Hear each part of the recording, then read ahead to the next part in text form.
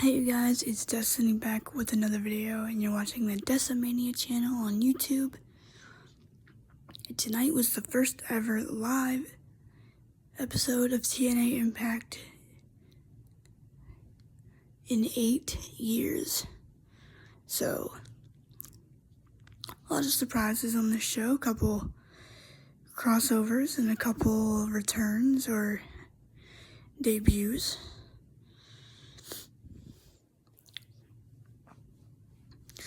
And we only had like 4 matches on this card, a lot of promos and stuff like that. I'm glad people got more mic time tonight. That's really what I really liked about this show. Couple of developments. It looks like Josh Alexander's going out as a babyface, and I'll explain why in a minute. But before we get into this review, please hit that subscribe button. If you haven't already, hit the notification bell so you don't miss any new content. Like the video, hit the thumbs up button, and share if you wouldn't mind too. This is your TNA Impact Wrestling review for January 23rd, 2025. And let's get right into it. So, I kicked off the show with a backstage promo from Santino talking about the first ever live Impact in 8 years. And then Joe Hendry made his way out to the ring. Basic promo, thanks the fans for believing in him. And then Santino came out to the ring. Joe said he wanted to be a fighting champion, and Santino said, okay, well, I got an opponent for you tonight. And Joe said, I'll face anyone at any time from anywhere. And Matt Cardona was his first defense tonight. Then we heard from Eric Young. He kind of came to Josh Alexander. He kind of was questioning, why are you quitting TNA? You're going to just walk out like that? And Steve Macklin's telling him, look, we don't need to worry about him anymore. We already beat him. And Eric's like, you don't understand. I still see something in him, just like I saw something in you, you needed help. And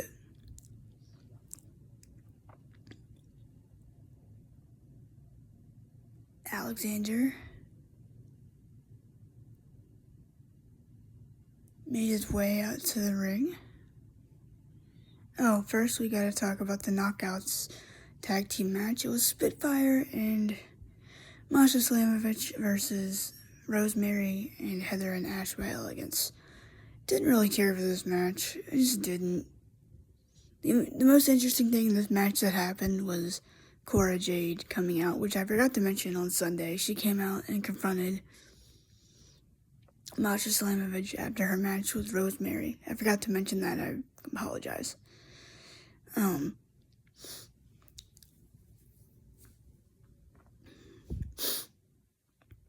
Yeah, but that's what happened there. And then Josh came out and he was telling us a story about, being 15 years old when the first TNA show happened. And he's like, I know you guys probably don't believe me and you have every right to not believe me. And he thanked the fans and thanked TNA for giving him an opportunity. And he told Travis Williams and Judas Icarus, look, you guys can do this without me, just do it the right way. And they were like, no, you can't just leave. And then they attacked him until Eric Young came out and offered to team up with Alexander next week to take on I guess are they still going to be calling themselves the Northern Armory? I guess. And I was thinking, oh crap, Steve Macklin is probably not going to like this. So, I don't know. I like this dynamic between Steve Macklin and Eric Young. Kind of hope they stick together. Hopefully Steve's okay with it. But then again, I also understand why he wouldn't be, because it's like you spend months trying to beat this guy, and now you want to, like, help him. But then again, that's Eric Young. You know? That's Eric Young. I like this new character from Eric. Let's see. The Hardys took on the Systems, Moose and JDC, and the Hardys got the win. And one other thing to note here: Jeff Hardy pinned the X Division champion Moose after hitting him with a Swanton Bomb. So, could be a potential X Division title shot, and that's a title he's never won. So that'd be kind of cool. Just a thought. Frick, when's the last time Jeff Hardy held a singles championship? Was it the United States title back in 2018? Maybe? I think so.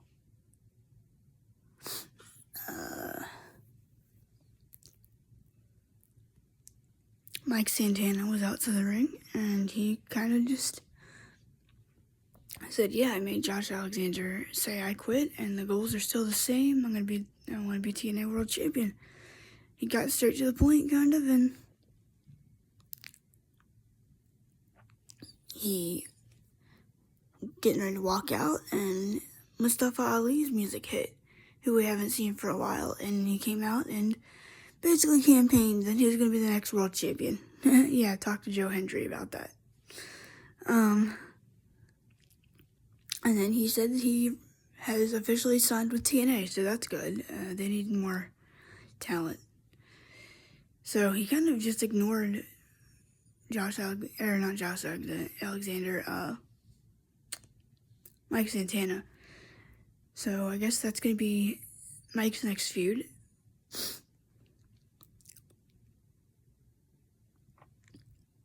Let's see what else happened on this show.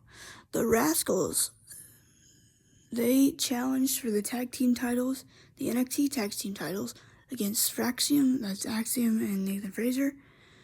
And they were about to win the titles when Wesley and Tyson and Tyreek, I guess his running buddies, came down and prevented them from winning the titles. So Fraxium are still your NXT tag team champions. See, I really would like to see a TNA wrestler win a WWE championship. That would be kind of cool.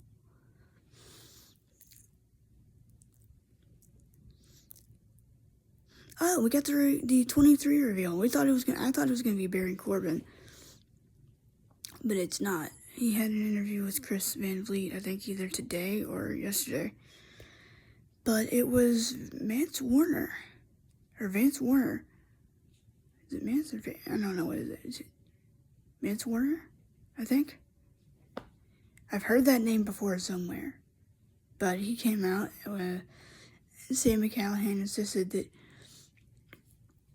you reveal yourself or I'm going to hit you with the Digital Media Championship, which I guess they got a new one. So, or had an extra one back there. So I guess, for those of you that don't know, I guess PCO was at I think it was a GCW show or something this past weekend, and he cut a promo and smashed the Digital Media Championship with a hammer or something on a chair.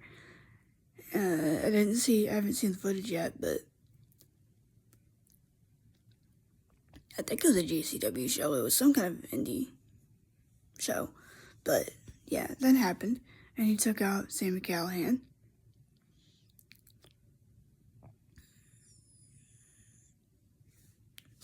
But Tessa Blanchard was out to the ring, and this promo was weird. Okay, the fans were not into her at all, which, yeah, I get it. They probably still don't want her there. I think she needs to prove herself a bit more, and I think she's leaning into the heel character. She's not trying to be like, oh, I'm so glad I'm back here, and I'm so glad, like, for you fans, I'm glad she's kind of leaning into it. You know? Because if they would have brought her back as a babyface, I don't think that would have went over well. Like, she needs to earn that back. Probably by apologizing to some people in real life. But then again, also, that's not really any of our business if she did or not. Like, we weren't there, we didn't see it happen. But she started... She said this was the first... San Antonio, Texas was the first area to get wrestling on national cable that was started by her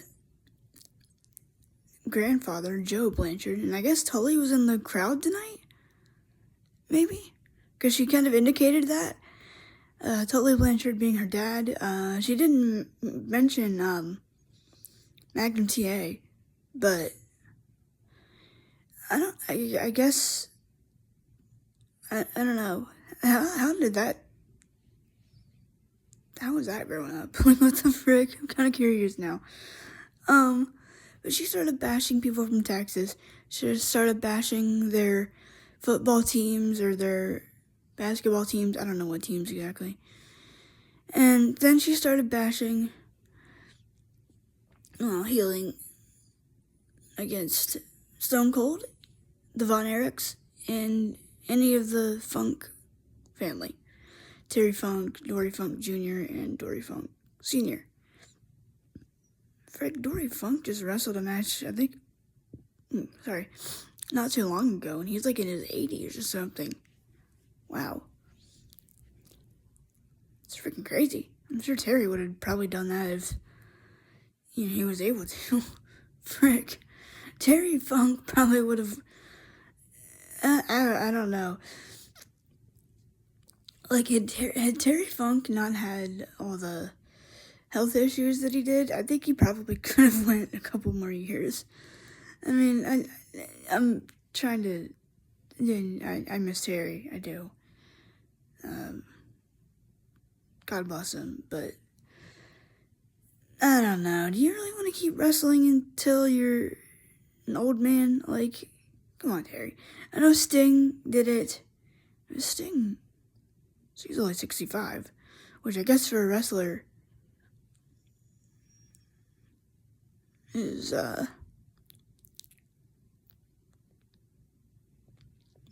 old, but, for any normal person, that's not very old. But, and then Terry Funk was like, or not Terry Funk, Tessa Blanchard was like, I don't really care what you think about me. And, at least she was being honest. And she's like, I'm back. I guess she's incorporating lucha into her American style. I don't know. It was an interesting first promo. At least she didn't say anything to, I don't know. It was just a weird promo. And then we had Joe Hendry versus Matt Cardona with Frankie Kazarian on commentary. This is his thing now. He just comes out in this commentary during matches, like, involving the world title. Which I guess is fair, because he's got the shot at the title. It'd be really cool if Christopher Daniels came back and helped him win the title as a heel. Like, next time, like, JBL is going to show up or something, which he did tonight, and clotheslined Matt Cardona, by the way. Joe Hendry won the match. It's a pretty good match, I guess. Pretty good defense. And, what if Frankie's like, okay, fine, you want to bring JBL to whoever the champion is? I guess Joe Hendry now. But he's like, alright, you want to bring in JBL? I've got a friend. I'm going to go make a phone call. And we see Christopher Daniels. I think he could still get physical. I think he's just done wrestling. I don't really know if that's... I'm still not really sure if that's storyline or if that's like, legitimate, because he announced his retirement last night on Dynamite, which I talked about, which didn't really get a reaction from the crowd, which sucked because Chris Daniels is very good. I mean, I guess the casual audience wouldn't really know, but the diehards, that know that he was still wrestling, the casual fans, I mean, to their, through no fault of their own, wouldn't have that knowledge. They would probably just think, oh, well, he's just the guy in the backstage area. I thought he retired. He already retired, so they probably just thought, oh, well, okay, he's just making it official. Where we're kind of just like, oh, crap, this sucks. Like, I mean, I'm not ripping on casual fans at all. I'm just saying, like, that's kind of what it sounded like from my perspective when I was watching it last night. But, how cool would that be if Daniels came back to help Frankie win the title? That'd be kind of cool. But that's your TNA review for this week. And I'll get that Royal Rumble 1998 review for you up this weekend, I promise. Meant to do it Monday, but it was a crazy week. And that's going to be it for me. And I'll see you guys tomorrow, probably. I'll get that done for you tomorrow. Till then, have a good night.